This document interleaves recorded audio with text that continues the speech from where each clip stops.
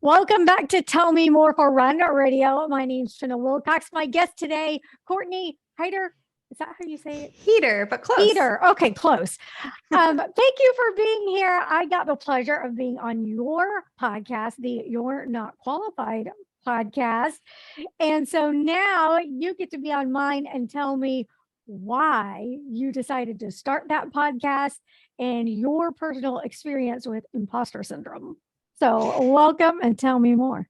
Yeah, thank you so much for having me, Trina. It's such a pleasure to switch off. I Mhm. don't think I've ever been on a radio podcast before, Oh, so this is first very exciting for a channel.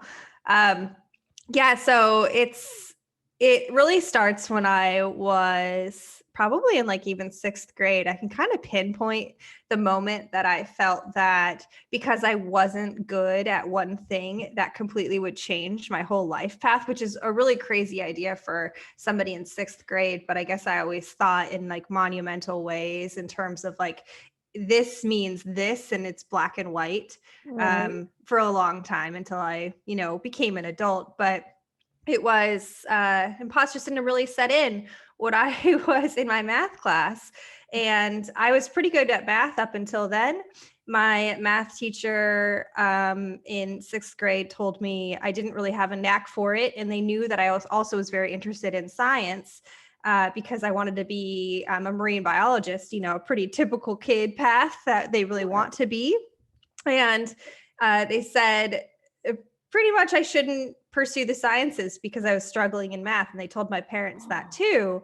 And it was very, very weird because I was so young and there's, obviously my brain wasn't fully developed or anything. So having like such an important figure in my life that I looked up to tell me not to do Right. something, I listened. And the math got worse from there. I would cry over my math homework.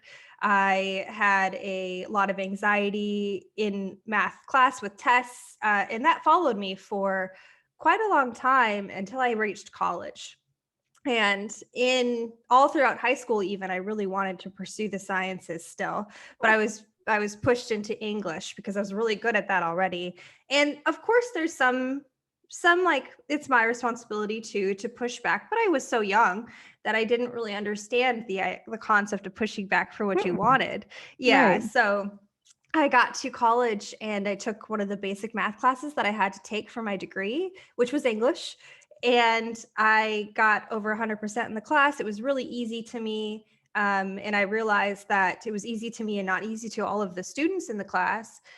It was just like everything clicked. And I was like, wait a second, I thought I was bad at this. And then I Mm. took another math class, blew that out of the water, a little bit more advanced math class. And I was like, okay, something's up here. I think that I just got in my own head.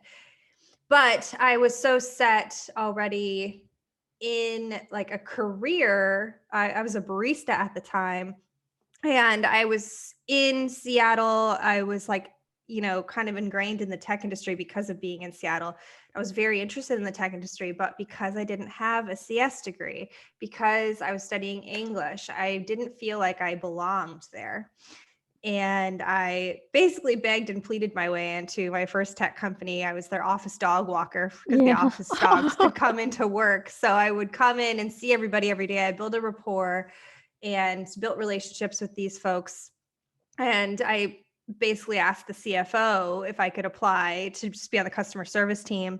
They gave me a chance. They hired me after asking for a couple months for a position to open up, Right. and it finally did. But that I feel like I kind of snuck in the back door that way because I was like, I don't even have my degree yet. I'm still getting my degree. Plus, I don't have any science background. I don't know what coding is. Right.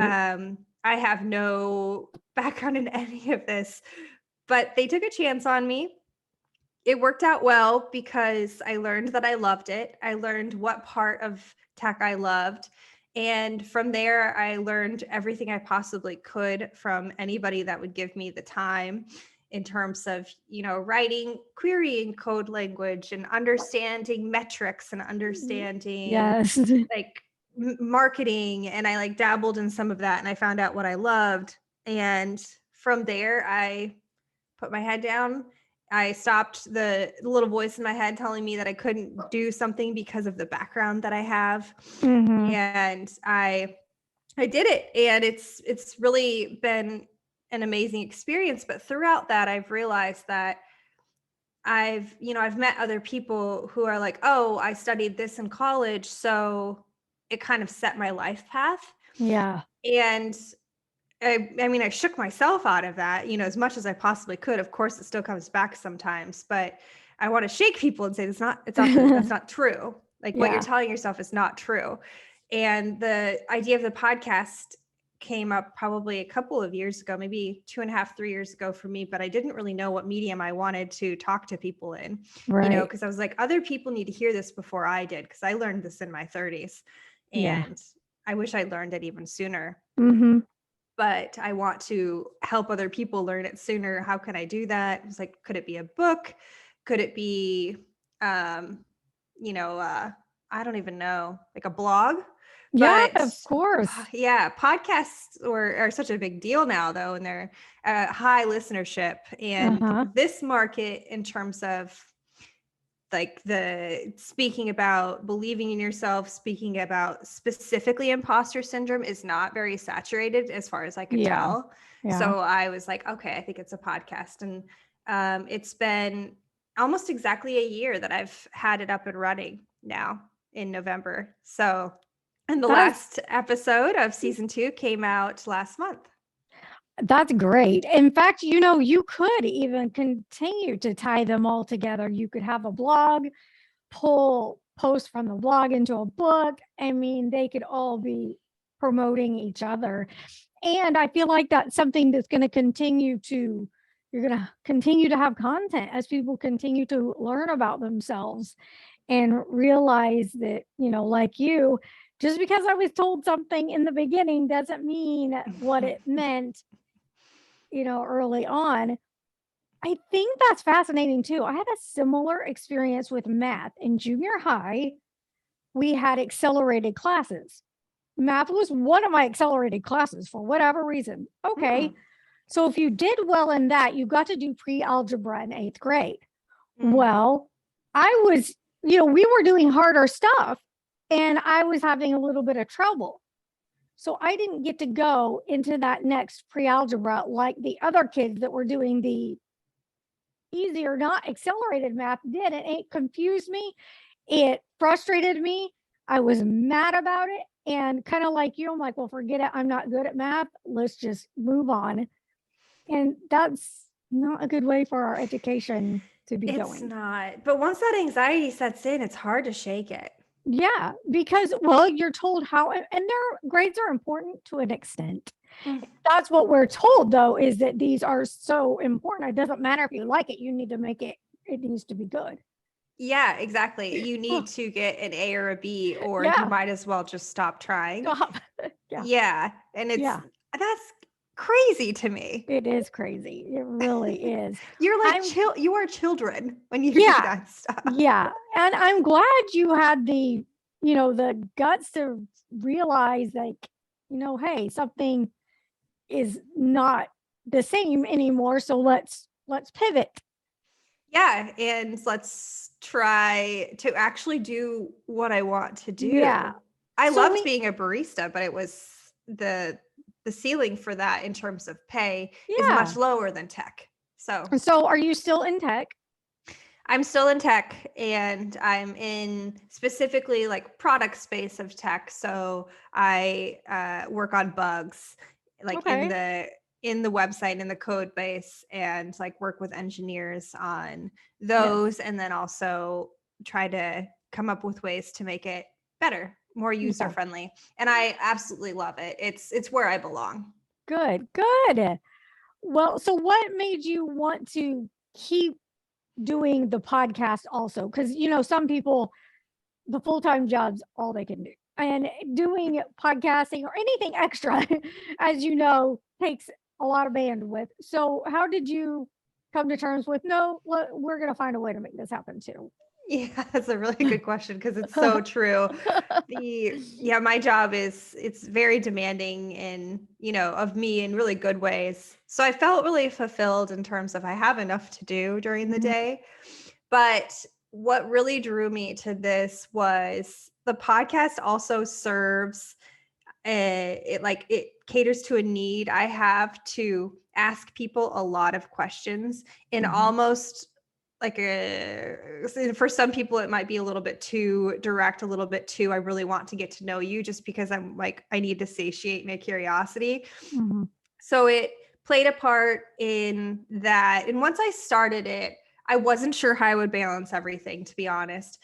I got into it and then I realized like, oh, it's satisfying this need where I get to sit down with people like you, and then just ask you about your life and ask you about your experiences building your own career, building your own hobbies that you didn't feel like you could before. And it was so rewarding to meet all of these people that I now just structure my time to make it so it doesn't burn out. I have seasons. So before I was just going to go and go and go, but now I Yeah. take like 2 months off, 3 months off in Okay. between seasons. And the seasons now are like 10 episodes. So it's a lot of work for maybe 2 months, 2.5 months, where, sourcing people, interviewing, but I work on it sometimes till midnight if I can. And then I know that a good break is coming. Mhm. So that's always in the back of my mind. But at this point, it feels like something I need to do, if that makes sense. And Yeah. then if it becomes too much, I think it'd be okay to set it aside for even longer. But it's the structure, and it fills me. So now I just don't bombard my friends with all of these questions all the time. I think that they Well, probably appreciate it. how do you select people that you want to interview, your guests? How does that process work for you? They oftentimes come to me, which is so cool. I didn't think that would happen, but matchmaker.fm is a great resource, and you can put out the content and what you're looking for in terms of guests. People will pitch to you why they feel they want to be on, their stories about not being qualified. I thought that finding guests would be the hard part, but it's not. The hard part is editing. Yes, I and agree. but it's amazing. And if I feel that like the matchmaker folks are like running out, I don't get as many there, I will just scour LinkedIn, honestly, Mhm. and read people's LinkedIn to see what they went to school for and what they're doing now. Yeah. And I found my first guest for the very first episode, Chris Butler Stroud. He is chief executive at Whale and Dolphin Conservation. He didn't go to school for that. He went for, I believe, like a marketing. And so that's why I reached out to him first. And I was like, I don't know how you got to where you are, because you have the craziest background that has Right. nothing to do with science. And I was like, this is the perfect way to kick it off. And so yeah, I cold email, and then otherwise Matchmaker's great. But I've also been approached on like from the podcast, people get wind and then they'll listen to it and then they'll email me saying, hey, I think that I have a good story for you. Nice. And so it's really awesome the way that Yeah. people will and they love talking about their experiences to help other people, which is really fun to see. Yeah, because it is a wild ride, when you Oh don't yeah. feel when you don't feel qualified, if you could at least share it with somebody and they might think you're doing okay, then I think it's kind of that confirmation. Whew, all right, I haven't completely derailed. Exactly. What was one of your like most dramatic pivots that you interviewed? Oh, Chris was definitely one of them because Yeah. he's an executive at a huge nonprofit. Um, I interviewed another guy, Richard. He studied to be a lawyer. He passed the bar, and was like dead set on being a lawyer for a while. And now he is a like almost director level product manager at tech. Oh, okay. So, and that is just like so far removed from each other. But he's a very interesting one because he put his head down and he basically was like, this is what I want to do. Screw anybody that says that I can't do it. I'm going to prove them wrong. Mhm. And did it. But there's so many amazing stories. There's been a few authors that I've talked to who, it's, I guess, another really strong sentiment in the author world and writing books that I'm not familiar with, but it's really competitive. You have to really understand your subject matter. There's a lot of criticism there, and getting published is really difficult Mhm. because you have to prove that your book is, like, unless you self-publish, if you want to go through indie or a big press, it's just, there's so many barriers to a Mhm. lot of these things that people want to do, but they find a way to do it and they thrive in doing it, and then they bring something to the world that's really, really necessary. And that's the beautiful part of it. It's just keep doing it, just keep Mhm. going, even if the barriers seem insurpassable. Right. Do you have some other things you feel like you haven't tested the waters yet because you think you might be unqualified, but you don't care and you're going to go for it anyway? Or Ugh. what's on the horizon for you right now?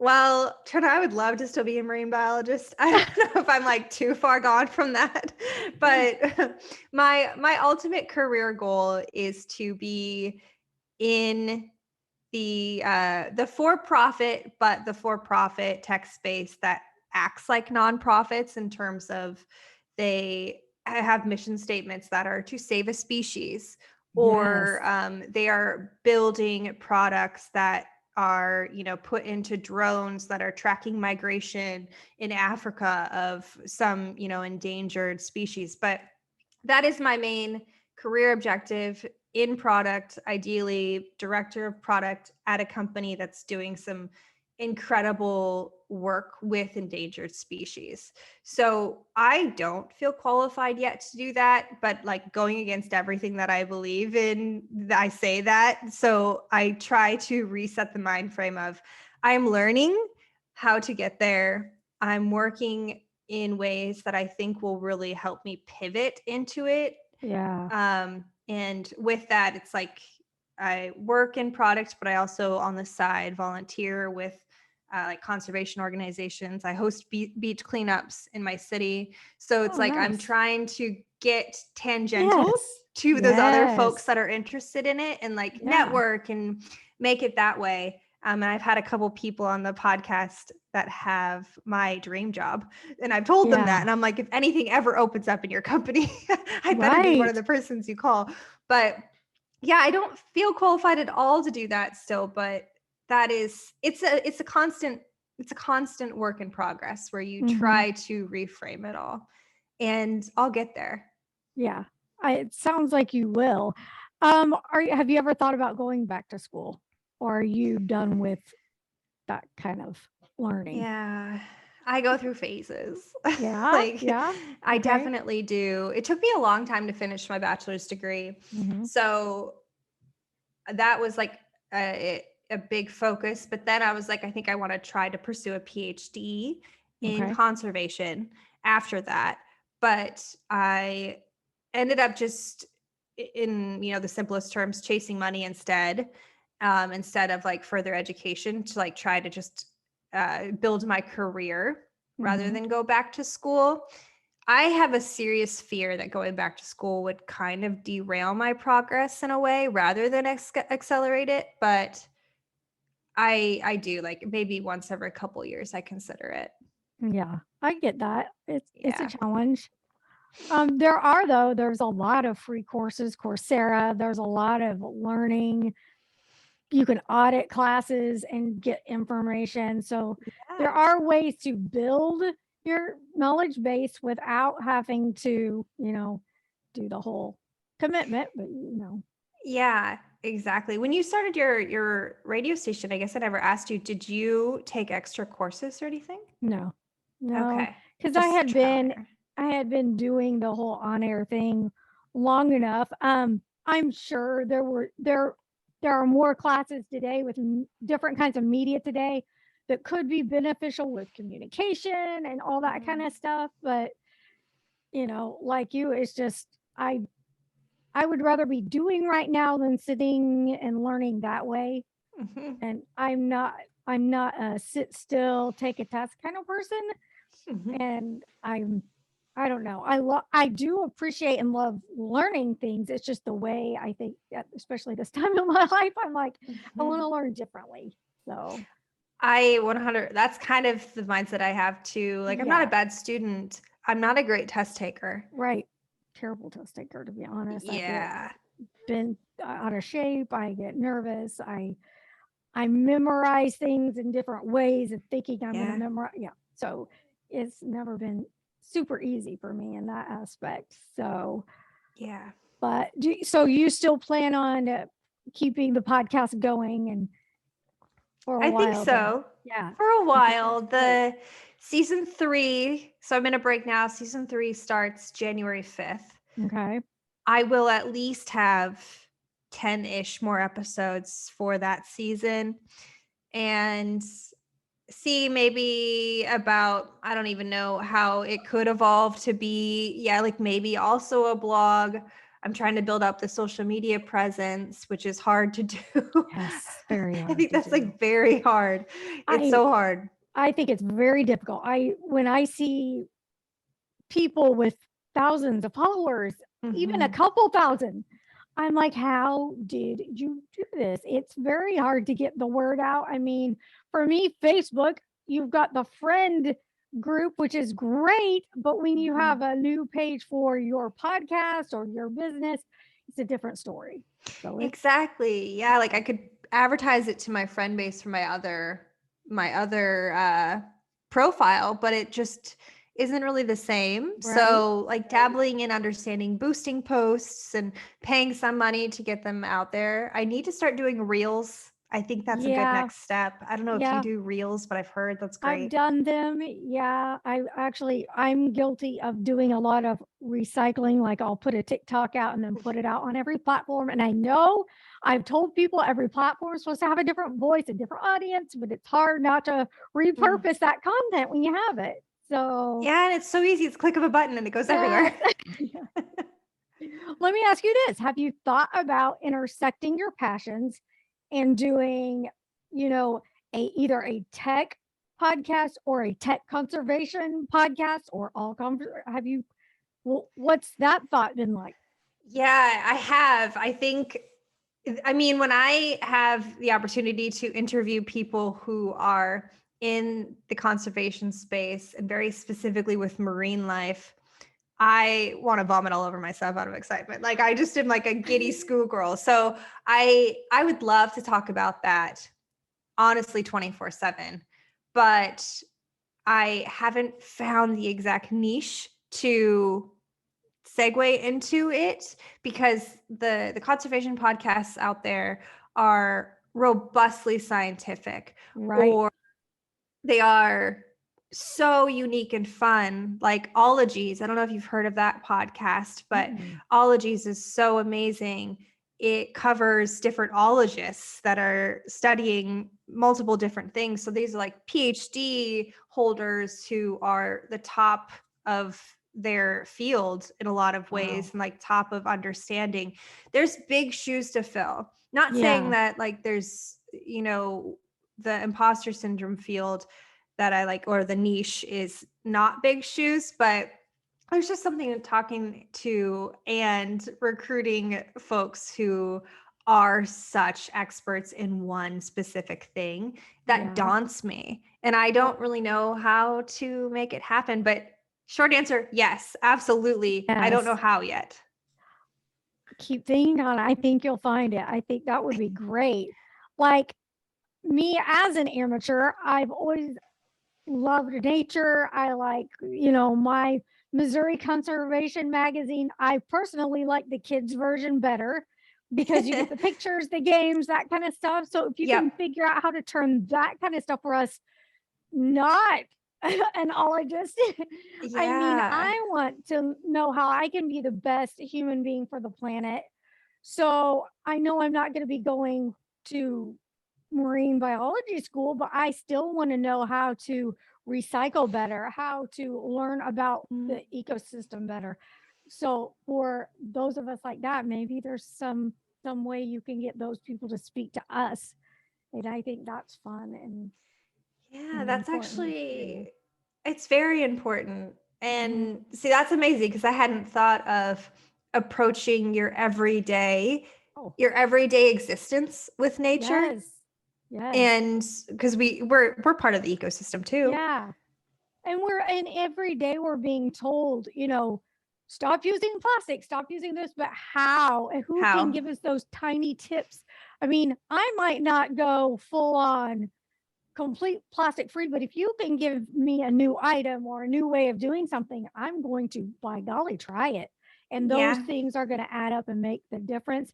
And the younger people, to teach them to grow up into that, so it won't be a huge change for them and a daunting task like some of us older people that are being challenged with all of this distraught ways of the world right now. So Yeah. I hope you can do it. I'd be interested and love to hear more. And I hope you bring that together. But what about the tech side too? We kind of touched on that.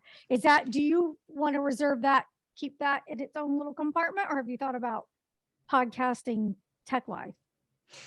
I think I could really have fun podcasting tech wise, especially I really do love talking to people in the industry with whatever they're doing because it is vast and it could be a marriage between tech and bettering the world because tech, I think in a lot of ways can be very, very bad, but it can do so much good too.